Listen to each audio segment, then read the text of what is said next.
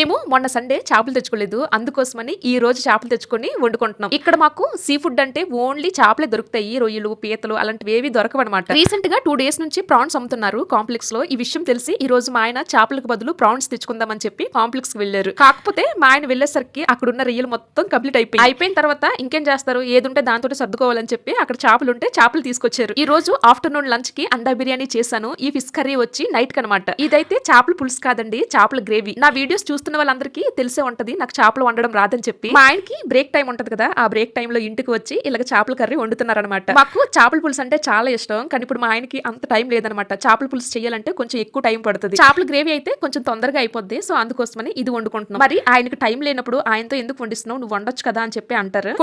కొందరు ఎంత నేర్చుకున్నా వాళ్ళకి రావనమాట. మీరు చూసే ఉంటారు, ప్రతిసారి చేపల కర్రీ వండుతున్నప్పుడల్లా నేను వండుతూనే ఉంటాను, మా ఆయన పక్క నుంచి చెప్తూనే ఉంటారు. ఎన్నిసార్లు నేర్చుకున్నా ఆ చేపల కర్రీ నాకు వండడమే రావట్లేదు, అదేంటో మరి.